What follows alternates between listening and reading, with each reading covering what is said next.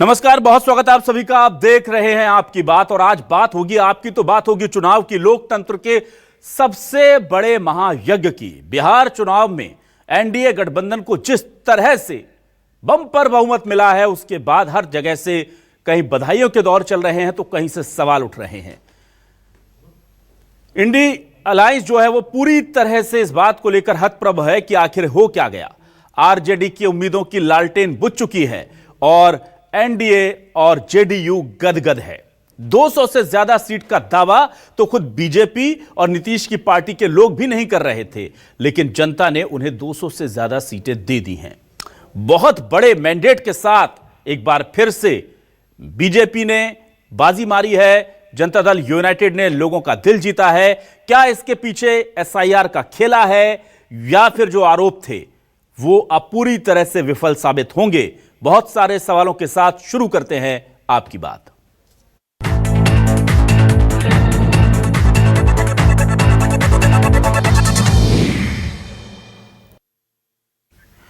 सबसे पहले सुनते हैं कि बीजेपी और कांग्रेस इस जीत को लेकर किस तरह से प्रतिक्रिया दे रही है। सबसे पहले इन दोनों के बयान आपको सुनाते हैं। सरकार तैयार है एनडीए की, ये बाहर का ही कमाल है। मुझे इस बात की प्रसन्नता धीरे धीरे करके जैसा समय चला है, माननीय मोदी जी के नेतृत्व में लोकतंत्र परिपक्व हुआ है और दुनिया जान रही है कि मोदी जी का मैजिक क्या होता है। प्रधानमंत्री मोदी जी के नेतृत्व में बिहार में भारी बहुमत हासिल किया है। हमारे जनप्रतिनिधि, हमारी जनता की तरफ से मैं नरेंद्र मोदी जी का बहुत बहुत धन्यवाद करता हूं। मुझे लगता है कि ऐसी ऐतिहासिक विजय चुनावी राजनीति में, जितना मैं देखता हूं भारतीय राजनीति के इतिहास को, ये इक्का दुक्का ही होगी। तो आकलन करने वाले आकलन करते रहे, शिकायत करने वाले शिकायत करते रहे। नीतीश कुमार जी को ताकत देने का काम जब किया, आज उसका परिणाम है कि बिहार की जनता ने प्रधानमंत्री मोदी जी के विकास और गरीब कल्याण पर ये प्रचंड बहुमत दिया है। ये ऐतिहासिक जीत एनडीए की ऐतिहासिक जीत है और नीतीश कुमार जी के नेतृत्व में बिहार ने जो पिछले 20 सालों में विकास और सुशासन का जो मार्ग प्रशस्त किया है।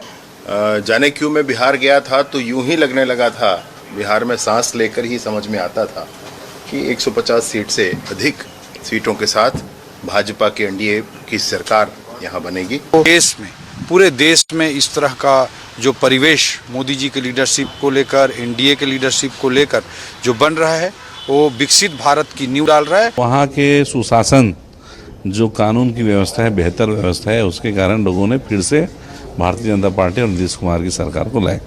कि उन्होंने हमारे यशस्वी प्रधानमंत्री नरेंद्र मोदी जी के नेतृत्व पर, नीतीश बाबू के नेतृत्व पर पूर्ण आस्था और विश्वास व्यक्त किया। जो मुझे शक था वो सही निकला। पूरा का पूरा खेल मतलब मैनिपुलेट।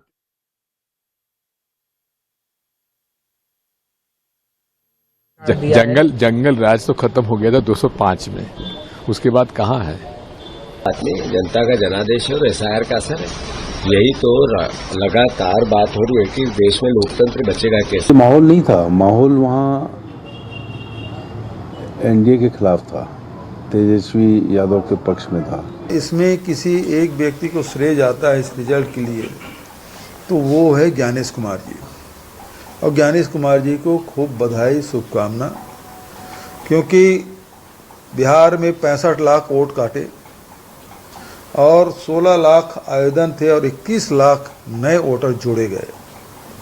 तो ये करिश्मा, जब आवेदन 16 लाख का है और 5 लाख वोट अधिक 21 लाख यदि जुड़ जाए तो ये करिश्मा केवल निर्वाचन आयोग ही कर सकता है। तो अंतिम मौके पे उन्होंने महिलाओं के खाते में शासन की ओर से 10,000 रुपए जमा करने की योजना को लागू किया।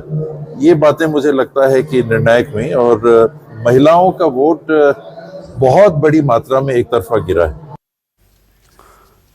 आज के बड़े सवाल क्या हैं? बड़े सवाल आपके सामने लेकर आ रहे हैं। आज के हमारे बड़े सवाल ये रहे आपके टेलीविजन स्क्रीन पर। बिहार चुनाव में नतीजों ने सबको चौंकाया। एनडीए ने खुद की भी उम्मीद से ज्यादा जनाधार पाया। नीमो की जोड़ी ने कैसे कर दिया कमाल? विपक्ष ने फिर चुनावी प्रक्रिया पर उठाए सवाल। मोहन यादव ने लालू के एमवाय समीकरण तोड़ डाले। अब एमपी और छत्तीसगढ़ में माहौल क्या है? बिहार चुनाव में एसआईआर ने किया खेल या चुनावी सेटिंग के आरोप हो गए फेल? असलियत क्या है, सबसे बड़ा सवाल। आइए मैं सीधे रुक करूंगा अपने खास मेहमानों का। मेरे साथ जुड़ गए हैं बीजेपी से वरिष्ठ नेता विधायक पुरंदर मिश्रा जी, बहुत स्वागत करूंगा पुरंदर जी आपका। कांग्रेस से वरिष्ठ नेता विधायक आरके दोगने साहब जुड़ गए हैं, उनका स्वागत करूंगा। हमारे साथ वरिष्ठ पत्रकार के तौर पर हेमंत गुप्ता जी जुड़ गए हैं, उनका भी बहुत स्वागत करता हूं। सबसे पहले पुरंदर मिश्रा जी, आज तो कहा जाएगा कि जो उम्मीद थी उससे कहीं ज्यादा बड़ा मैंडेट आपको बिहार की जनता ने दिया है और यह आपके मनोबल को बढ़ाएगा। जाहिर सी बात है, बहुत गंभीर आरोप थे चुनाव आयोग के ऊपर, बीजेपी के ऊपर और तमाम संस्थाओं के ऊपर। उस बीच में इतना बड़ा मैंडेट बिहार की जनता ने दिया है, पहली प्रतिक्रिया आपकी।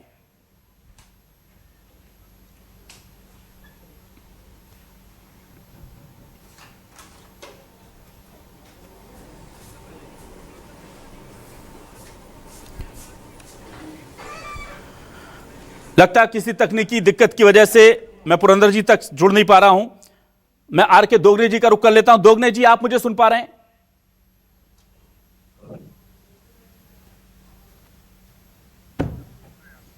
मुझे नहीं आ रही ना उनकी आवाज। आरके दोगने जी, क्या आप मुझे सुन पा रहे हैं? सुन पा रहा हूं जी। आरके दोगने जी, देखिए बड़े गंभीर आरोप लगाए जा रहे हैं। दिग्विजय सिंह जी बोल रहे हैं चुनाव आयोग का खेल है, उधर से भूपेश बघेल कह रहे हैं ज्ञानेश कुमार साहब को बधाई। तमाम लोग जो है वो अलग अलग बात कर रहे हैं। जाहिर सी बात है, मैं प्रतिक्रिया जानना चाहता हूं, आपको क्या लगता है? क्योंकि टीएस सिंहदेव साहब भी एक बात कह रहे हैं, वो कह रहे हैं महिलाओं को जो 10,000 रुपए दिए थे उसका कमाल है ये। तो आखिर कांग्रेस का ऑफिशियल स्टैंड क्या है? ये जो हार है, करारी हार, इसके पीछे की वजह क्या? देखिए अभिलाष जी, बिल्कुल स्पष्ट है। चुनाव आयोग की भूमिका तो आपको सबको मालूम भी है और बीच में भी देख रहे हैं हम लोगों ने कितना मुद्दा उठाए हैं। और अभी भी वर्तमान में बिहार में जो हुआ है, आपने देखा 65 लाख लोगों के नाम हटाए गए। 65 लाख लोगों के नाम हटाए गए और 16 लाख को जोड़ने की बात की गई थी, जबकि 21 लाख जोड़े गए थे। 6 लाख वोट कहां से आ गए? तो इसका मतलब ये है कि चुनाव आयोग भी भाजपा के साथ मिलकर निश्चित है इसको परिणाम के उसमें जा रहा है। इसलिए हमारा तो सीधा सीधा आरोप है कि चुनाव आयोग में मिला हुआ और सरकार ने भी जिस तरह का जो खेल खेला है वो स्पष्ट दिख रहा है। इतना बहुमत नहीं आता, कहीं परिस्थितियां नहीं दिख रही थी, कहीं आपके सर्वे नहीं दिखा रहे थे। आपने देखे उठा के पूरे के पूरे सर्वे जितने भी आए, कितनी कंपनियों के सर्वे भी आए, सब किसी सर्वे में दिखाया गया था कि 203 वोट आएंगे। फिर कैसे 203 आ गए? तो ये सब चीजें मिली जुली है और मिलजुल कर काम हो रहा है। तो ये दुर्भाग्यपूर्ण है। और इसके साथ में एक और बिल्कुल सही बात है, मैं उसको भी स्वीकार करता हूँ कि जो 10,000 रुपए देने की बात जो महिलाओं की हुई और उनके खाते में जो डाले गए, ये भी दुर्भाग्य है भारत का कि राजनीति में इस तरह के काम हो रहे हैं और जिससे जो प्रजातंत्र की हत्या हो रही है। इसके से तो सीधा सीधा है, व्यक्तिगत लाभ देकर वोट लिए जा रहे हैं। पहले पैसे बांटने की बात होती थी, अब तो डायरेक्ट सरकार के पैसे जाकर जा रहे हैं और सरकार के पैसे से बांटकर पार्टियां चुनाव में आ रही है, वोट ले रही हैं और सत्ता में आ रही है। तो ये दुर्भाग्य की बात है हमारे। ठीक है पुरंदर मिश्रा जी, क्या आप मुझे सुन पा रहे हैं? हाँ बिल्कुल सुन रहा हूं जी। पुरंदर मिश्रा जी, मैं आपसे यह जानना चाहूंगा, इतनी बड़ी मैंडेट आपको बिहार की जनता ने दी है, पहली प्रतिक्रिया आपकी क्या है? 160 के ऊपर तो आप लोग भी दावा नहीं कर रहे थे, 200 के ऊपर पहुंच गई है आपकी पूरी गठबंधन की टीम। मैं बिहार के जनता को बहुत बहुत बधाई देता हूं। नीतीश कुमार जी को बधाई देता हूं, माननीय मुख्यमंत्री हैं बिहार के। हमारे प्रधानमंत्री जी को, सम्मानित प्रधानमंत्री जी को बधाई देता हूं। धर्मेंद्र प्रधान जी को बधाई देता हूं, जिनके कुशल नेतृत्व में हम चुनाव जीते। और हमारे प्रभारी नितिन नवीन जी को बधाई देता हूं, जिनके प्रभाव से हम छत्तीसगढ़ में भी सरकार बनाए और हमारे 300 कार्यकर्ता बिहार जाके प्रचार किए। उनको भी धन्यवाद देता हूं आपके माध्यम से। ठीक है, अब मैं आपसे जानना चाहूंगा, क्या 10,000 रुपए जो लास्ट में आप लोगों ने महिलाओं को देने की कोशिश की या दिए और उनको वादा किया कि आगे भी देंगे?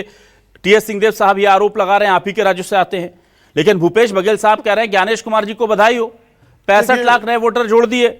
और बड़ी बात वो ये बता रहे हैं कि 16 लाख आवेदन आए थे, 65 लाख वोटर के, सॉरी माफ कीजिएगा, नाम काट दिए, 16 लाख आवेदन आए थे और 21 लाख नाम जोड़ दिए। वो बहुत गंभीर आरोप लगा रहे हैं और लगभग यही बात दिग्विजय सिंह कह रहे हैं, वो चुनाव आयोग का खेला बता रहे हैं। इन आरोपों पर क्या कहेगी बीजेपी?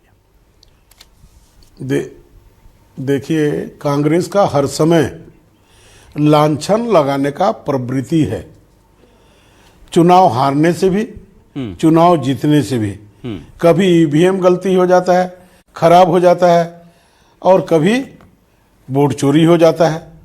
तो इनको कोई भी सरकारी तंत्र के ऊपर भरोसा नहीं रहता, अपने ऊपर भरोसा रहता है। परंतु जनता ने मोदी जी को विश्वास जताया, नीतीश कुमार जी को विश्वास जता करके मैंडेट दिया है, और इतना मैंडेट दिया है कि बिहार में इससे पहले इतनी जीत हासिल नहीं हुई। और ये सब का कारण है, मोदी जी जब प्रधानमंत्री बने तो भारत का बागडोर संभाला। उस समय हमारी आर्थिक स्थिति 11 नंबर पे थी, और हमारी आर्थिक स्थिति आज हम 4थे नंबर पे हैं, और बहुत जल्दी हम 3रे नंबर पे आ जाएंगे।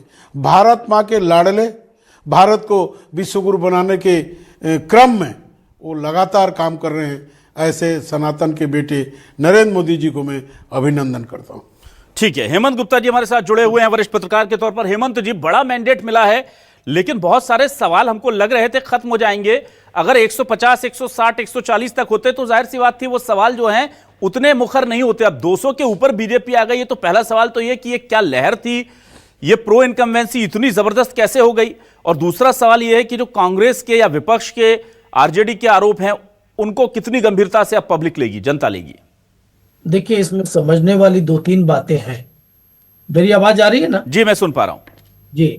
सबसे बड़ी बात यह है था वो महिला कल्याणकारी योजनाओं को लेकर के बहुत ही पॉपुलर था, और उसको लेकर के महिलाओं का जो वोट बैंक बढ़ा है वो करीब पूरे वोट बैंक का 9% बढ़ गया।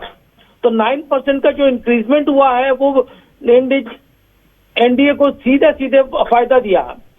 दूसरी बात यहाँ सबसे बड़ी है कि चुनाव में जो आरजेडी का जंगल राज के बारे में जो चर्चा की गई, उस पर बहुत ही लंबा चौड़ा लोगों को बयान दिया गया, और लोगों को बताया गया कि कैसे एक समय था कि बिहार में फिरौती होती थी, रंगदारी होती थी, अपहरण होता था, और सेम हाउस में बैठ करके उसका तय होता था रंगदारी का रेट। आज देखिए, यही लालू प्रसाद यादव जी पर 4 केसेस में 32 साल की सजा हो गई साहब, और इनके बेटे तेजस्वी यादव पर 420 का धारा के अंदर चार्जशीट जमा हो गई है। तो ये इनके एक चेहरे को और इनके भय को, आरजेडी के सरकार आने के भय को दिखाती थी। तो ये भी जनता के बीच में अविश्वास को पैदा किया। वहीं पर चुनाव के दौरान में देखिएगा कि एनडीए के तरफ से जो भी बड़े नेता भाजपा के आए, उन्होंने कहा कि भाई हम बिहार को जिस तरीके से 11 सालों में 1 करोड़ 17 लाख माताओं को गैस दिया है, तो बिहार में भी हम इसका फ्री में गैस बांटेंगे। 5 वर्षों में 50 लाख घर देने का वादा कर दिया। 10,000 जीविका दीदियों को रुपया देने की बात कही। अगले 2.5 साल में 2 लाख रुपया पहुंचाएंगे। तो जिस तरीके से महिलाओं को इन्होंने एक्टिव किया और मोटिवेट किया, तो महिलाएं जो है लंबी कतार पर बढ़ करके इनको वोट दी। आप देखिए कि पूरे बिहार में 71.90% महिलाओं का वोट रहा है, जबकि पुरुषों का 62.90 रहा है।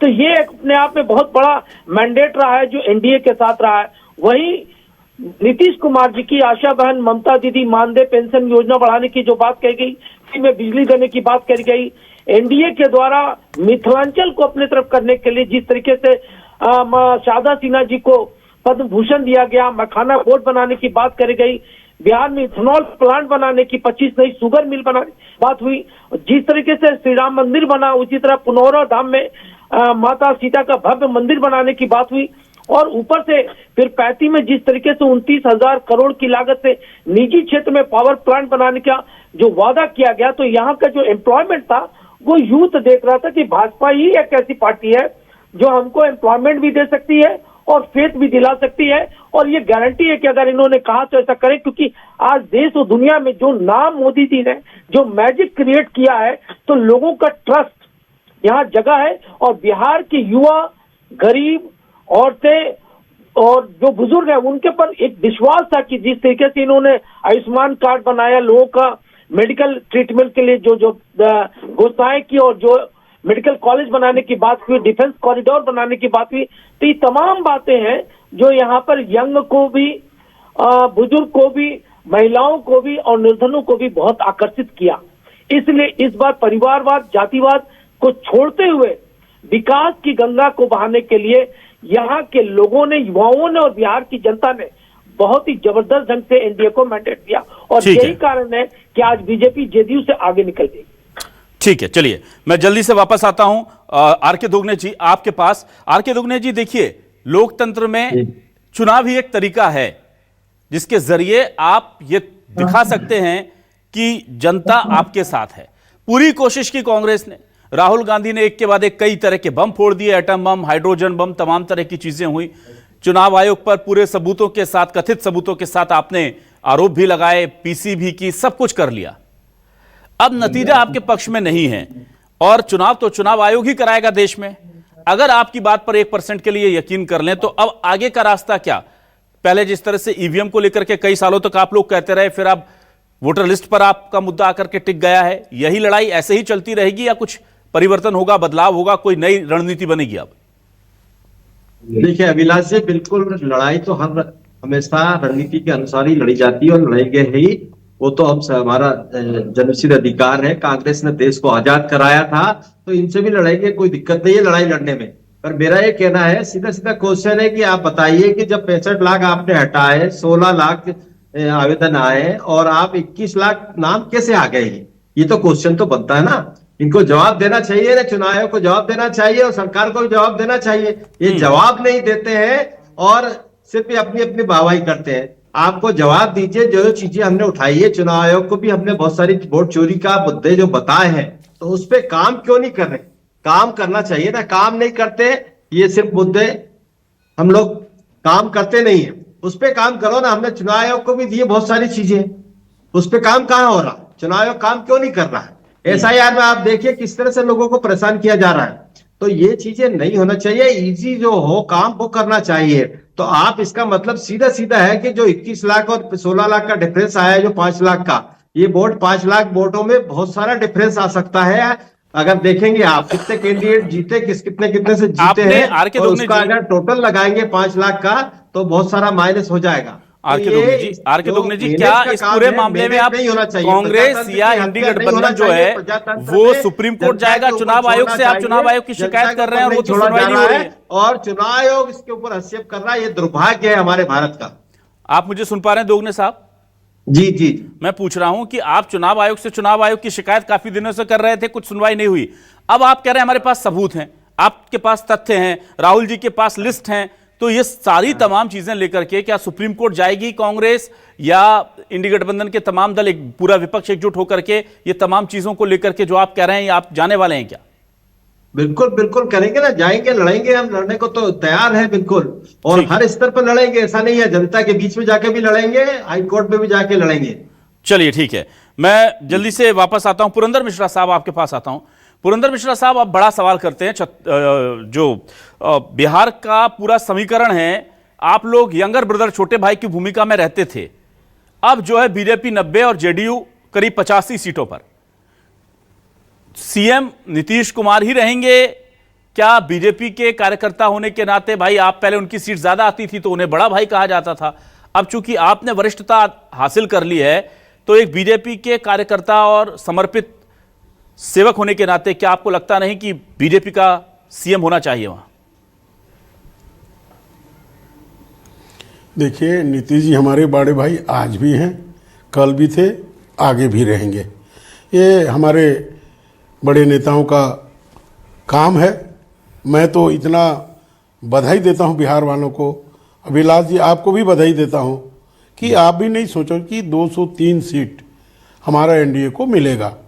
और ये बात का साबित है कि कांग्रेस जिस तरह से प्रलाप कर रही है, 6 सीट पा करके 243 में 6 सीट पा करके आकाश में तीर चलाने से कोई फायदा नहीं होता। हम तो जो सपना देखे थे कि कांग्रेस का सफा हो जाएगा, तो मुझे लगता है भारत से कांग्रेस सफा होने का प्रक्रिया प्रारंभ हो गया और जाकर के इटली में सिमट जाएगा। ठीक है, मैं हेमंत जी आपके पास आता हूं। बहुत दिलचस्प आंकड़ा देखिए आरजेडी और कांग्रेस का रहा। कहां तो हमको लग रहा था, कई लोग ये दावा कर रहे थे, कई वरिष्ठ चुनाव विश्लेषक, वरिष्ठ पत्रकार, कि सबसे बड़ी पार्टी आरजेडी बनेगी, और बहुत कड़ी टक्कर है, लेकिन आरजेडी महज 25 और कांग्रेस 6 पर सिमट गई। इस आंकड़े को, विपक्ष के प्रदर्शन को कैसे देखते हैं आप? अगर आप देखा जाए तो देखिए, एक तरीके से कांग्रेस ने आरजेडी को खत्म कर दिया, अगर आप नटसेल में समझना चाहे तो। लेकिन सच्चाई यह है कि एसआईआर का मुद्दा जिस तरीके से इन लोगों ने उठाया और जिस तरीके से इलेक्शन कमीशन ने इनको कहा कि अगर आपके पास कोई एविडेंस है तो आप एफिडेविट लेकर फाइल कीजिए, और नहीं तो सुप्रीम कोर्ट जाइए। सुप्रीम कोर्ट भी ये गए थे, वहां भी इनको कुछ राहत नहीं मिली। अब अगर एसआईआर का मुद्दा था, वोट चोरी का मुद्दा, जैसे कि कर्नाटका के सीएम ने भी यही कहा, तो अगर ये कहते हैं कि अगर एसआईआर का है तो इनको बाइकआउट करना चाहिए था ना इलेक्शन। अगर आप इलेक्शन लड़ते हैं तो इसका मतलब कि यू एक्सेप्ट कि भाई कोई लफड़ा नहीं है, और अब आप कहते हैं कि ईवीएम का प्रॉब्लम है तो वोट चोरी का मामला है, तो ये कहीं से पीपल एक्सेप्ट नहीं करती है। लेकिन जो मैंडेट मिला है, हम मान सकते हैं कि 10-20 सीटों पर पैसा कहते तो समझ में आती, लेकिन जो मैंडेट मिला है 200 के पार, तो ये अजम्पशन नहीं है, प्रिजम्पशन नहीं है, ये हकीकत है जो लोगों को दिख रहा हो सामने आ रही। तो आप ये नहीं कह सकते कि मैं बिहार की जनता मूर्ख है, या आप उसको मूर्ख बना सकते हैं। एक कहावत भी है ना कि थोड़े से लोगों को बहुत देर तक आप बेवकूफ बना सकते हैं, लेकिन बहुत लोगों को बहुत देर तक बेवकूफ नहीं बना सकते। यही वाली कहावत यहां पर शुरू हो गई। आप देखिए जन स्वराज पार्टी की कितना जबरदस्त ढंग से उन्होंने मोटिवेशन किया, कितना खर्च किया, कितना जबरदस्त प्रचार किया, लेकिन कहां है वो? उनकी जमानत 4-4 सीटों में जमानत तक जब्त हो रही है। तो इस बार ओवैसी साहब को देख लीजिए, एक सीट जयपुर लेके आ गए हैं वो जोरीपाट से, और वरना उनकी भी स्थिति बहुत खराब थी। तो कोई भी पार्टियां जो यहां पर नहीं, अभी तेजस्वी यादव के बड़े भाई तेज प्रताप यादव का देख लीजिए, वो नई पार्टी बनाए। बिहार को समझना, बिहार की राजनीति को समझ कर हैंडल करना इतना आसान नहीं है। रही बात नीतीश बाबू की, तो नीतीश बाबू का जो एक प्रोग्रेसिव सुशासन के नाम से जो जाना जाता था, चरित्र और जो छवि, तो उनका सबसे बड़ा है कि उनके 20 साल के शासनकाल में एक भी उन पर करप्शन का चार्जेस नहीं लगा। ये सबसे बड़ी बात है। परिवारवाद वहां नहीं है जो बीजेपी कहती आई है। तो परिवारवाद को आप लेंगे तो कांग्रेस और आरजेडी की स्थिति जो है पिछले चुनाव से आधी भी नहीं रह गई। सोचने वाली बात है कि जो उनको परसेंटेज वोट और परसेंटेज मिला था वो आधे भी नहीं रह गई। और देखिए जो परिवार में कला होता, परिवारवाद होता है, तेजस्वी का और तेज प्रताप का आप आकलन कर लीजिए दोनों का। तो बिहार की जो जनता है, बिहार में जो स्किल है पूरे वर्ल्ड वाइड आप मानते हैं कि बहुत जबरदस्त स्किल है, तो बिहार के लोगों ने कहा कि नहीं, हमें विकास को देना है। और इसी वजह से चारा घोटाला, जमीन के बदले नौकरी घोटाला, होटल बेचने का घोटाला, अलकतरा घोटाला, बाढ़ राहत घोटाला, बीपीएससी भर्ती घोटाला, ये सब तमाम बातें हैं, ये फैक्टर बनी। 12 लाख करोड़ का जो कांग्रेस के साथ घोटाला का जो तमका लगा वो भी निकल नहीं पा रहा है लोगों से। तो कई लोग डाइजेस्ट नहीं कर पा रहे हैं। और तीसरा मुद्दा जो था बिहार में घुसपैठ का, और जिस तरीके से ये हटा तो लोगों को लगा कि भाई घुसपैठिए आए और हमारा हक ले जा रहे थे। तो इस बार लोगों को लगा कि नहीं, हमारा हक जो हमको मिलता है, सरकारें कहती है हमारे पास पैसा नहीं है, तो पैसा नहीं है तो रेवड़ी में आटा कैसे जाता है। और ये हर स्टेट में आज देखने को मिल रहा है। तो इसका मतलब है कि सरकार के पास है, लोगों को लगा कि नहीं हम अपना हक लेंगे।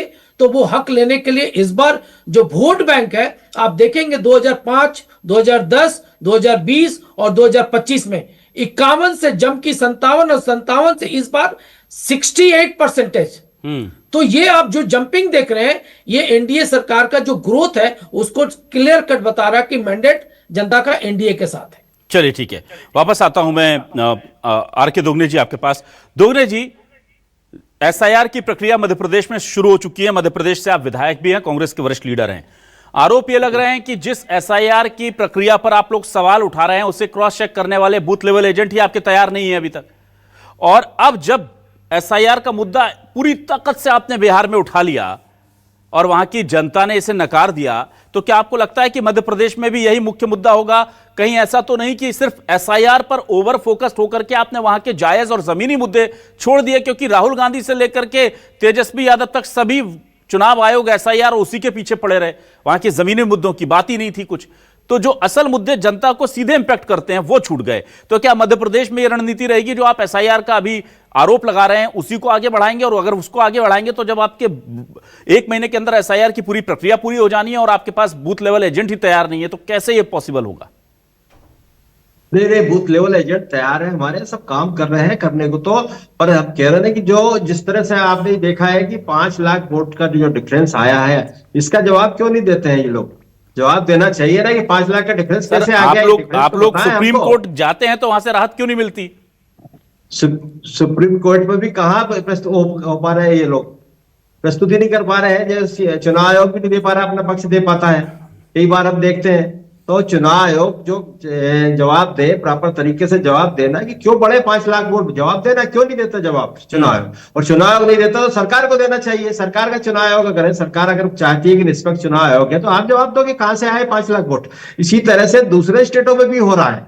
आज मध्य प्रदेश में भी वही होगा ऐसा लग रहा है हम लोगों को। हम लोग लगे हैं पीछे, जिस तरह के ये मांग रहे हैं कि 2003 के पहले का रिकॉर्ड लेके आइए, तो परिवार वाला 2003 में हमारे यहाँ डैम बन गए बहुत सारे। 2003 के बाद डैम बने, डैम से शिफ्ट हुए लोग, उनको विचारों को रिकॉर्ड ही नहीं उनका कोई, वहां से पूरा छोड़ के आ रहे अपना और पूरा उनका एरिया डूब में चला गया। 100 50 गांव डूब गए। अब वो 50 गांव 100 गांव के लोग कैसे आकर यहाँ प्रूफ देंगे अपने कि 2003 में कहाँ थे, क्या थे, कैसे थे। और इसके बाद अगर बच्चा 3 के बाद अगर 22-23 साल का हो गया है, और वो कहां से जवाब लाके देगा? उसके पिताजी भी चले गए, माताजी भी चले गए, अब उसके वोटर लिस्ट में कहां से लाके देगा वो? तो ये सब चीजें क्यों इतनी टिपिकल बना रखी है? आप इजी बनाइए ना, इजी। आप वोट ले रहे हो, 3 के बाद भी आपने वोट लिए, पर 3 का क्यों रिकॉर्ड देख लो? 3 के पहले का आपने वोट, अगर वोट तो 8 में भी लिए, आपने 13 में भी लिए, 23 में भी वोट लिए, तो आप इस तरह का रिकॉर्ड 3 का क्यों मंगवा रहे हो? ये भी एक सोचने की बात है। और आप इसीलिए इसी नाम से नाम काटने के लिए आर के दोगने साहब, ये सारे सवाल आर के दोगने साहब, ये आर के दोगने साहब, मुझे ऐसा लग रहा है आर के दोगने साहब पैदा कर रहे हैं आप। ये सारे सवाल आप बहुत चुनाव से पहले से उठा रहे हैं और आपके बड़े बड़े नेता उठा चुके हैं, नतीजे नहीं आ रहे ना सर। अब अभी भी वही राग रहेगा आपका, तो फिर कैसे बदलाव होगा, मुझे ये बताइए। जब सरकार सुनी नहीं रही है तो क्या करेंगे बताइए ना। तो आपके पास बोला है सुप्रीम कोर्ट जाइए, आपको सुप्रीम कोर्ट से भी राहत नहीं मिल रही, आपको चुनाव आयोग से राहत नहीं मिल रही, सरकार से राहत नहीं मिल रही, सुप्रीम कोर्ट से राहत नहीं मिल रही, जनता से राहत नहीं मिल रही, और आप कह रहे हैं कि जो आप कह रहे हैं वही सही है। भाई अगर आप सही होंगे तो चुनाव आयोग चलिए मान सकते हैं, क्योंकि आप उस पर आरोप लगा रहे हैं वो आपको इंसाफ ना दे। सरकार मान सकते हैं कि उनके फेवर का काम हो रहा है, इंसाफ ना दे। सुप्रीम कोर्ट और जनता, इससे बड़ी अदालत कोई हो सकती है क्या? वहां से भी तो राहत नहीं मिल रही ना आपको। अविनाश जी, हमारा ये कहना, हमारे क्वेश्चनों को जवाब क्यों नहीं देते? हम ये 5 लाख वोट बढ़े, इसका जवाब क्यों नहीं दे रहे? आप बताइए 23 से क्यों रिकॉर्ड चेक कर रहे हैं लोगों का? ये जवाब दीजिए ना, जवाब क्यों नहीं देते? ना चुनाव जवाब देता है, ना कोई सरकार दे रही है। तो ये सब मिले जुले हैं, मिले जुले काम चल रहे हैं। 5 लाख वोट में ये मान के चलिए, अगर 5000 का अंतर माने तो 100 सीट होती है। ठीक है, आप देखो उठा के कितनी सीटों में 5000 के लगभग लोग हारे हैं। चलिए, तो ये इतनी माइनस होती है। तो ये सब चीजों को जवाब देना चाहिए ना। अगर ये निष्पक्ष है तो जवाब दें। हम लोग तो क्वेश्चन करते हैं, हम लोग सब कर रहे हैं, कोर्ट में भी जा रहे हैं, सब जगह जा रहे हैं, पर ये जवाब कहाँ दे रहे हैं प्रॉपर तरीके से? ये चीजों को देखना पड़ेगा। अगर प्रजातंत्र में इस तरह से अगर चुनाव मुझे कांग्रेस की नादानी परिस्थिति में चुनाव इस तरह से होगा तो निश्चित है तानाशाह पैदा हो जाएंगे और तानाशाह राज करेंगे। मुझे कांग्रेस की स्थिति जो है प्रजातंत्र में विपक्ष को रखने का हर आदमी सोचता था। पुराने रिकॉर्ड आप उठा के देख लिए कि ठीक है दोगने साहब, ठीक है। मुझे कांग्रेस बड़ी नादान नजर आती है। आप जिन पर आरोप लगाते हैं कि ये गड़बड़ कर रहे हैं, फिर इन्हीं से कहते हैं ये गड़बड़ कर रहे हैं और ये गड़बड़ रोक नहीं रहे हैं। भाई वो क्यों जवाब देंगे अगर हम आपकी बात माने तो? आप एक आरोप लगा दिया तो आपने बोल दिया कि वो गड़बड़ कर रहे हैं, जो गड़बड़ कर रहा है वो क्यों जवाब देगा? अब आपके पास दूसरे टूल्स हैं, आपके पास सुप्रीम कोर्ट है। आप जनता को जाके कन्विंस कीजिए, आप जनता को कन्विंस नहीं कर पा रहे हैं, आप सुप्रीम कोर्ट को कन्विंस नहीं कर पा रहे हैं, और फिर आप कह रहे हैं कि ये जवाब दें। भाई अगर आप कह रहे हैं वो चोरी कर रहे हैं तो चोर थोड़ी बोलेगा कि मैं चोरी कर रहा हूं। समझ रही है। इसके बाद भी ये परिस्थितियां, जब वोट को आप चोरी कर लोगे तो क्या करेगा आदमी? चलिए ठीक है, मैं पुरंदर मिश्रा जी के पास आता हूं। पुरंदर मिश्रा जी आपके पास आता हूं। वोट देना नहीं चाहती, पर आप चोरी से अगर सरकार बनाओगे तो ऐसे ही होगा ना वो तो। ठीक है, पुरंदर मिश्रा जी आपके पास में आता हूं। पुरंदर मिश्रा जी, मुझे बताइए बिहार की इस जीत का छत्तीसगढ़ में क्या असर होने जा रहा है? छत्तीसगढ़ में भी एसआईआर की प्रक्रिया चल रही है। 5 लाख वोट का तो पूछ लीजिए, 5 लाख वोट कहां से आए ये तो पूछ लीजिए। पुरंदर जी जवाब दीजिए अगर आपके पास हो दोगने जी का जवाब तो। जी पहले 5 लाख वोट क्यों नहीं बता दीजिए। आपको बताना चाहता हूं जी, मैं आपको बताना चाहता हूं, छत्तीसगढ़ का हवा ही बिहार गया है। बिहार में जिस तरह से पुराने नेताओं को मान सम्मान कर रहे हैं, माता बहनों को सम्मान कर रहे हैं, उसी तरह हम किसानों का सम्मान कर रहे हैं, आदिवासी भाई बहनों का सम्मान कर रहे हैं। अभी हम छठी माता मैया का भी हम उनका त्योहार मनाए।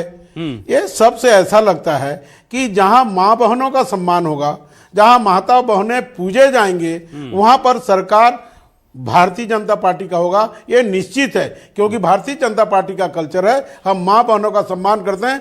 कांग्रेस का कल्चर माँ बहनों का सम्मान करने का नहीं है। ये हमारे छत्तीसगढ़ से जो हवा है, मध्य प्रदेश की जो हवा है, वो बिहार की ओर गई है और वहां बम्पर जीत मिला है। और इसका मुख्य कारण है हमारे प्रधानमंत्री जी सबको अपना समझते हैं, देश को आगे ले जाना चाहते हैं और देश को विश्व गुरु बनाने के जो क्रम में है, निश्चित ही उसका ये देन है। और इसके कारण लोग समझ गए। अब लोगों को कितना दिन बेवकूफ बनाओगे? आप चारा घोटाला करते हो, झूठे आरोप लगाते हो, झूठे शिकायत करते हो। जब भी जो भी बात हो, कांग्रेस का कल्चर हो, चाहे लालू जी के पार्टी का कल्चर हो, झूठ बोलने के सिवा कोई काम नहीं रहता।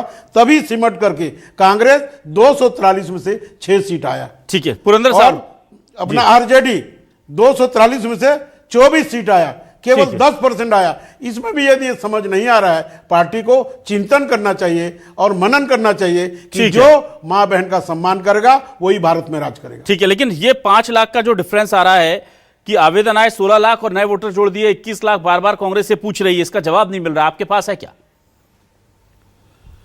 इनके पास और कोई बहाना बचा नहीं है। वो जाए सुप्रीम कोर्ट जाए, कोई यदि गलत है, चुनाव का गलत है, सुप्रीम कोर्ट जाए बात करें, उसमें कौन रोका है उनको? दीजिए ना, 5 लाख वोटर्स आए, 5 लाख में तो गए, 5,000 हो गया। सीट पे अगर मानेंगे तो 100 सीट होती है, आपने 100 सीट चोरी कर ली है। भाई पब्लिक के पास, पब्लिक ने आपको रिजेक्ट कर दिया।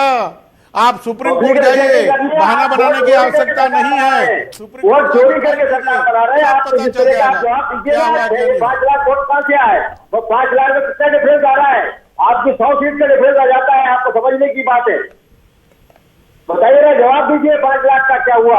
आपको निवेदन करता हूं, आप सुप्रीम कोर्ट जाइए, अपने गुहार लगाइए। जनता ने तो आपके गुहार को चलिए ठीक है, मैं हेमंत गुप्ता जी के पास आता हूं। थोड़ा सा प्रजातंत्र में ऐसा होता है क्या कि 5 लाख वोट मिल जाएंगे आपके? ठीक है, ठीक है दोगने जी, आप ही का सवाल लेकर, दोगने जी, केंद्र सरकार आपकी, केंद्र सरकार दोगने जी की ऑडियो ठीक करेंगे प्लीज। पीसीआर मुझे ऑडियो ठीक से नहीं मिल पा रही है उनकी। दोगने जी मैं आपके पास आऊंगा, आप ही का सवाल लेकर हेमंत गुप्ता जी के पास जा रहा हूं।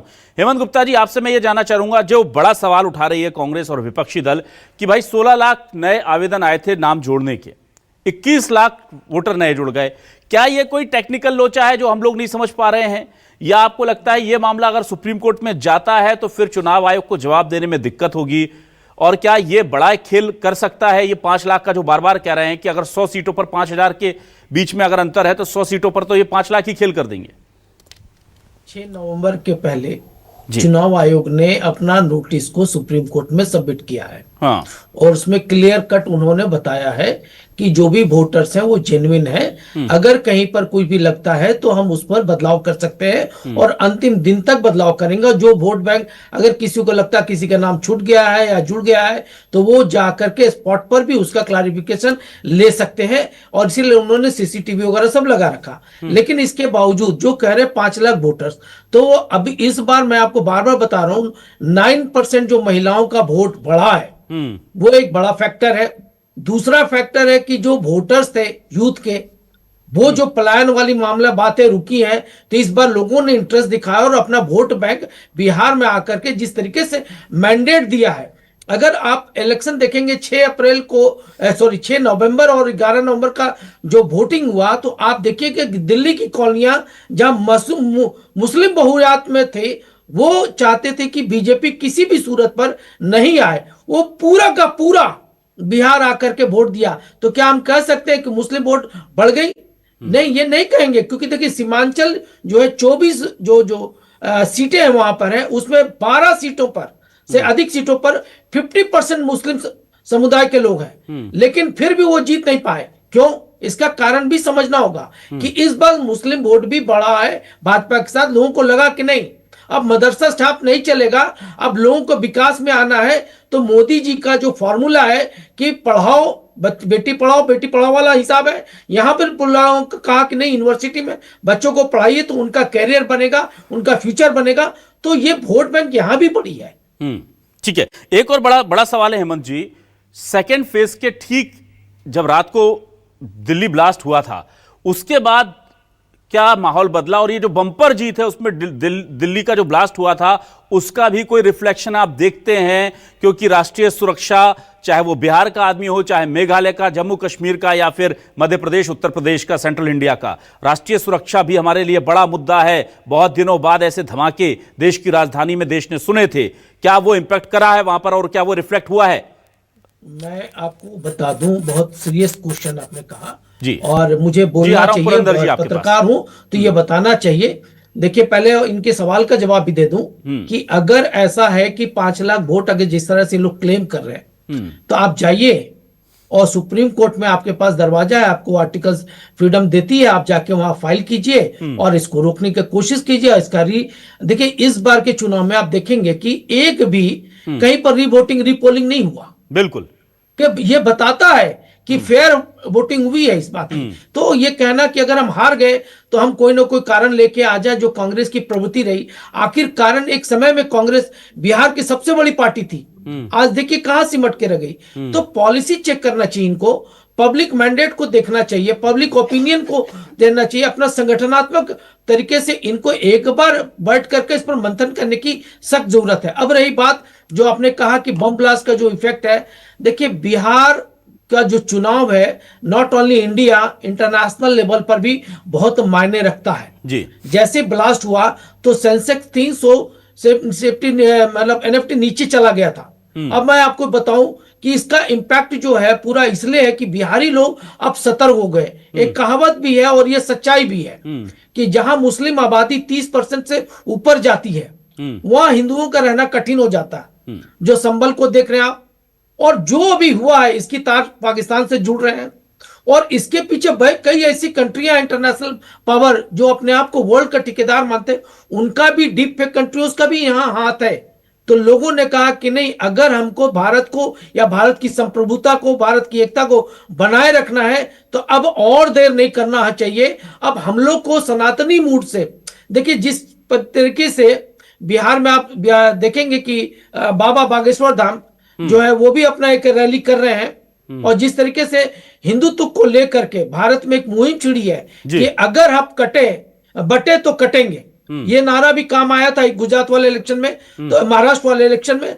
तो ये बातें यहां पर भी समझ में आ रही लोगों को कि अगर हम अब बट के जाएंगे तो विकास से भी हटेंगे और हम अपनी सुरक्षा से और देश की सुरक्षा से भी हटेंगे। ये एक ह्यूमन साइकोलॉजी है जो इस बार फैक्टर के रूप में काम की है। ठीक है, पुरंदर मिश्रा जी, दिल्ली ब्लास्ट का मामला हो, क्या पोलराइजेशन हो पाया? देखा हमने कि चुनाव से ठीक पहले साधु संतों ने खूब दरबार लगाए बिहार में और सनातनियों को एकता की बात कही, हिंदुओं की एकता की बात कही। क्या ये सारे फैक्टर भी बीजेपी के जबरदस्त मैंडेट का हिस्सा हैं? अभिलाष जी, मैं आपको बताना चाहता हूं, भारत की जनता सुरक्षित रहना चाहती है जी। ये बम ब्लास्ट करके हमको डराना चाहते थे, परंतु जनता ने निर्णय लिया कि मोदी जी के हाथ में हम सुरक्षित रह सकते। कांग्रेस और विभिन्न पार्टियों ने 60 साल तक राज किया भारत में, पर कभी सुरक्षित नहीं रहे।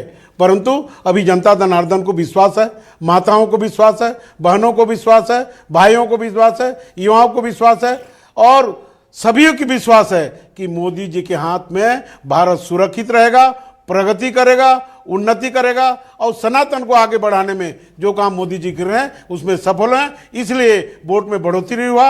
हमको भी आश्चर्य लग गया कि हमारा इतना वोट बैंक बढ़ा कैसे, पर जनता जनार्दन ने सुरक्षित हाथ में रहना ज्यादा सीरियस कर समझा। ठीक है, आप दोगने जी आपके पास आता हूं। दोगने जी, देखिए, पहले आपने बहुत लंबे समय तक ईवीएम का मुद्दा उठाया, 2-3 चुनाव, 4 चुनाव आप लोग पूरे उसमें लगे। मैं आ रहा हूं आपके पास हेमंत जी इसके बाद। वो पूरी आपने कोशिश की लेकिन वहां पर बहुत सफलता हाथ नहीं लगी। आप बोलते रहे और बीजेपी या एनडीए जीतता रहा। फिर आए वोट चोरी के आरोप, वोटर लिस्ट के आरोप, अभी वो चीज चल रही है। सवाल मेरा यही है कि क्या केवल सामने वाली पार्टी की नेगेटिविटी ही आपकी जीत का आधार बन सकती है, या आपको भी लगता है कि थोड़ा बहुत इतने बड़े मैंडेट से हारने के बाद क्या अभी भी लगता है कि आप में कोई कमी नहीं है? जो कुछ किया कराया है सब बीजेपी का किया कराया है, आपके कोई कैंडिडेट हारने वाले नहीं थे, सारे कैंडिडेट जीत रहे थे। कहीं भी एक पल भी कोई आत्मचिंतन और आत्ममंथन की गुंजाइश है क्या? देखिए अभिलाष जी, आत्ममंथन तो होता है और होगा और करेंगे। इसके साथ ही मेरा तो ये सीधा सीधा सवाल है ना, आप बताइए ना, मैंने जिससे 5 लाख का जवाब दे पा रहे हैं क्या लोग? इसके साथ ही हम देखें, अगर ये आप इतनी बात कर रहे हैं आप, तो ये जो पुलवामा में हमला हुआ था, आतंकवादी क्यों नहीं पकड़े जा रहे हैं? कहाँ गए आतंकवादी, कहाँ भाग जा रहे हैं? तो ये क्यों नहीं आप तो समझ आप पकड़ पा रहे हैं? सरकार में रह रहे हैं, सरकार का काम क्या है? सरकार को क्यों नहीं पकड़ती? इसके पहले आप देखिए, हमारे शास्त्री जी थे, रेल मंत्री थे, एक्सीडेंट हुआ था, इस्तीफा दे दिया था। आपने देखा होगा, सिंधिया जी थे रेल मंत्री, उस टाइम एक्सीडेंट हुआ था और इस्तीफा दे दिया था। जो एक हमला हुआ था बॉम्बे में, आपने देखा 26/11 का, उस टाइम शिवराज पाटिल जी ने इस्तीफा दिया था, गृह मंत्री थे। तो ऐसा इन्होंने किया क्या कभी? इनकी नैतिकता है क्या? नैतिकता पे काम करते हैं क्या? इसलिए नैतिकता नहीं है, इसलिए सब तरफ अभी 5 लाख का कोई जवाब नहीं देंगे। चुनाव आयोग को हम चुनाव आयोग को बोल रहे हैं कि यह वोट चोरी हो रही है, आपको बता रहे हैं, पूरे पूरे प्रूफ सहित बता रहे हैं। इसके बाद भी वो कर पा रहे हैं क्या? जांच कर रहे हैं क्या? अब जांच एजेंसी भी यही है और सरकार भी यही है, तो कौन करेगा? तो ये सोचने की बात ना, है। फिर चलिए दोगने जी, एक पल के लिए आपकी बात मान लेते हैं दोगने जी, और ना दोगने जी, एक पल के लिए आपकी बात मान लेते हैं कि जांच एजेंसी भी यही है, सरकार भी यही है, तो कुछ नहीं होगा। तो जो बात हेमंत जी ने कही कि ऐसा है, तो फिर आप चुनाव का बहिष्कार क्यों नहीं कर देते? चुनाव भी लड़ते हैं, जीत का दावा भी करते हैं, और हार जाता है तो सारा ठीकरा वहां फोड़ देते हैं। अगर आपने मान लिया है कि अब कुछ नहीं हो सकता, तो फिर चुनाव लड़ने की जरूरत ही नहीं है। अभिलाष जी, सिलेंडर नहीं होते, सिलेंडर कांग्रेसी सिलेंडर नहीं होते। स्वतंत्रता संग्राम का लड़ाई लड़ी है कांग्रेसी ने, सिलेंडर होने की बात है, क्यों सिलेंडर हो? और अब मैदान में जो हमारी व्यवस्था है उसको तो जाना पड़ेगा, व्यवस्था में जा रहे हैं, और खामियां जो निकल रही है वो बता रहे हैं, खामियां बता रहे हैं। क्या है कि जब क्या है कि संयम है, कोतवाल तो डर काहे का, वो वाली बात है। सरकार के साथ तो दोनों, केंद्र में भी उनकी सरकार, स्टेट में भी उनकी सरकार, और फिर उसी तरीके से उपयोग कर रहे हैं सरकार का। तो सरकार का उपयोग हो रहा है ये, और उपयोग करके सरकार बना रहे। तो ये चीजें कितने दिन चलेगी? ठीक है, ज्यादा दिन अगर ऐसा करेंगे तो निश्चित है सरकार, जनता फिर उबाल खाएगी, और फिर बहुत सारी घटनाएं होती दूसरे स्टेटों में, आजू बाजू दूसरे देशों में क्या हो रहा है, ठीक है, आपने देखा होगा। ठीक है, तो जिस तरह की नई पीढ़ियां निकलेंगी फिर, तो ये चीजें नहीं होना चाहिए। हमारा कहना यह है कि आप हमारे जवाब देते नहीं हो, और आप बोलते हो कि नहीं हम सही सच्चे हैं, तो सच्चे कैसे हैं? जवाब तो दो ना, जवाब तो देना चाहिए ना, सरकार को भी देना चाहिए, चुनाव आयोग को भी देना चाहिए। पुरंदर मिश्रा जी जवाब नहीं देता है। अभी हमने, जैसे मैं बताया ना, 2003 का लागू किया, 2003 की वोटर लिस्ट लाइए, माता पिता का नाम लाइए, तो ये लाइए, तो आपने बीच में 4 चुनाव में क्यों वोट डलवाए लोगों से? ये इसका टिपिकल बनाने की जरूरत क्या पड़ गई आपको इतनी इस योजना को? तो टिपिकल बनाकर लोगों को हरास करके, और लोग क्या मजदूरी करेगा? आप नहीं कि फोटो लेके घर बैठा रहेगा कि हमारा बीएलओ आएगा तो हमारा नाम जोड़ेगा, ये करता रहेगा क्या? चलिए देखते हैं सुप्रीम कोर्ट आपकी इन बातों से, ये जो तर्क आप दे रहे हैं ना, ये देखिए दोगने साहब, ये सारी बातें आप सुप्रीम कोर्ट में जाकर के अच्छे से नहीं बोल पाते। ये आप आरोप लगाते हैं, शपथ पत्र नहीं देते हैं, आप सुप्रीम कोर्ट, हमारे प्लेटफॉर्म पे हर जगह रखते हैं बातें, पर ये सरकार को इसको मानना चाहिए कि नहीं मानना चाहिए? आपको हम उदाहरण दे रहे हैं कि चलो आधार कार्ड पे क्यों नहीं कर देते, कंपलसरी आधार कार्ड कर दें आप। ठीक है, आधार कार्ड में आपका अंगूठा भी है। चलिए मैं हेमंत जी के पास आ रहा हूं, लगेगा, दोनों चीजों से हो जाएगा। ठीक है, ठीक है, करते हैं। ठीक है, हेमंत गुप्ता जी मुझे ये बताइए, चोरी करना इसलिए नए नए तरीके निकाल लेते हो आप। ठीक है, हेमंत गुप्ता जी मुझे ये बताइए, राहुल गांधी का बहुत बड़ा स्टेक बिहार चुनाव पर लगा था, क्योंकि वो इमर्ज हुए थे एक ऐसे शख्स की तरह जो सिस्टम की खामियों को अंदर से निकाल कर लाता है, और पहले माहौल बनाया जाता है, और वो कहते हैं कि अब हम बम फोड़ने वाले हैं, फिर एक दिन पीसी बुलाई जाती है और बड़े से स्क्रीन पर वो एक एक चीज समझाते हैं। क्या वो जनता, आम जनता से कनेक्ट नहीं हो रहा है? पहली चीज।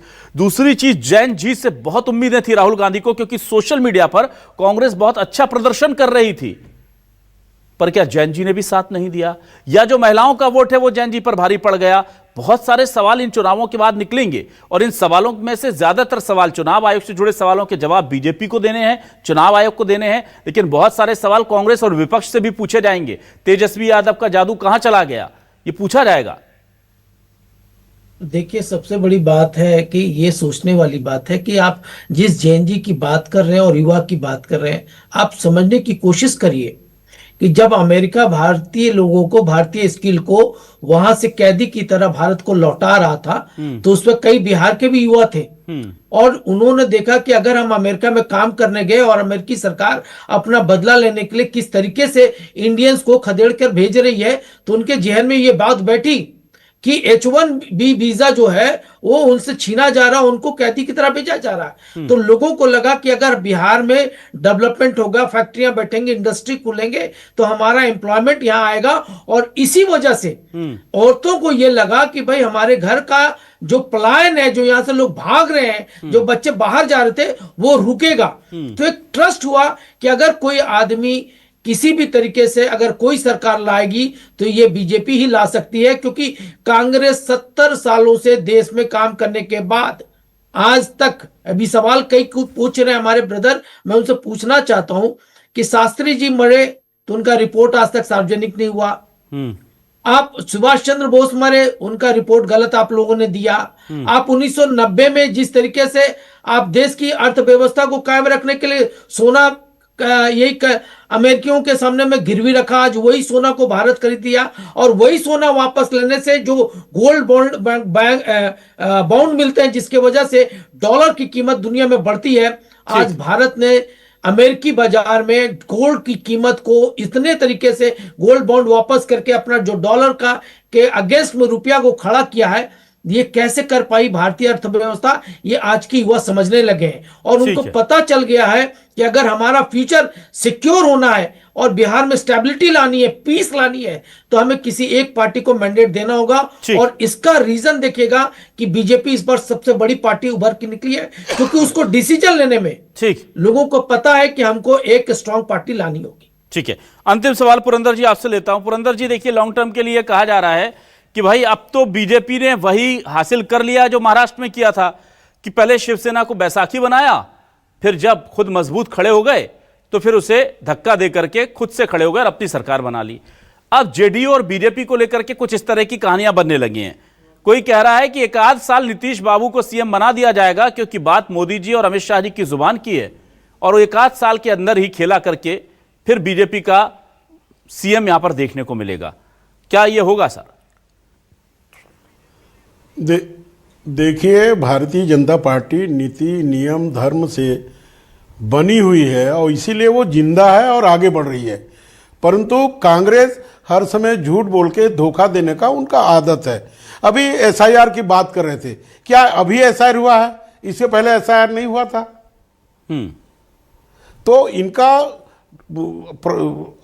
ये आपत्ति करना हर समय का आदत है। मैं आपको पूछ रहा था, मैं इसके पहले भी जब प्रभारी बनाए गए बिहार के, गुजरात के मुख्यमंत्री को, पूर्व मुख्यमंत्री को, छत्तीसगढ़ के पूर्व मुख्यमंत्री, मैं उस दिन में टीवी न्यूज में बताया था कि दोनों को, हारे हुए प्रदेश के मुखिया को वहां पर प्रभारी बनाया जा रहा है, तो बिहार में हार निश्चित है। तो ये इनका जो कृत्य होता है उसी तरह से होता है। और भारतीय जनता पार्टी का छोटा सा भी कार्यकर्ता हो, किसी को धोखा देने का काम नहीं करता। ये तो प्रधानमंत्री जी का काम है, ये तो अमित शाह जी का काम है, नड्डा जी का काम है, ये धर्मेंद्र जी का काम है कि हम सनातन को मानते हैं, धर्म को मानते हैं और नीति नियम से चल रहे हैं, इसलिए जो जैसा है वैसा चलेगा। चलिए, तो ठीक है, बहुत सारी शुभकामनाएं देते हैं जीती हुई एनडीए गठबंधन को। हम बहुत बहुत शुभकामनाएं आपको, और हम इंडी गठबंधन को भी बहुत सारी शुभकामनाएं इसलिए देते हैं कि आप लोगों ने बहुत अच्छा चुनाव लड़ा। नतीजे जाहिर सी बात है कि आपके पक्ष में नहीं है, उम्मीद से खराब हैं, पर अब उम्मीद करते हैं कि जो लड़ाई आप जनता की अदालत में लड़ करके नहीं जीत पा रहे हैं, चाहे रीजन जो भी हो, कम से कम कानून की अदालत में जाकर के जरूर जीतिएगा। वरना फिर लोगों के माइंडसेट इस तरह से सेट हो जाएंगे कि इनके पास तथ्य नहीं होते, सिर्फ आरोप होते हैं। क्योंकि अगर आपके पास तथ्य होंगे तो हम पूरी उम्मीद करते हैं कि सुप्रीम कोर्ट से जरूर आपको न्याय मिलेगा, उसी का इंतजार कर रहे हैं। और अब देखना यह होगा कि बिहार चुनाव की यह जीत पूरे देश में और मध्य प्रदेश और छत्तीसगढ़ में क्या असर दिखाती है। बहुत शुक्रिया पुरंदर मिश्रा जी आपका, आर.के. दोगने साहब आपका, और हेमंत गुप्ता जी हमें वक्त देने के लिए, न्यूज़ 24 से जुड़ने के लिए आप सभी मेहमानों का बहुत शुक्रिया। नमस्कार।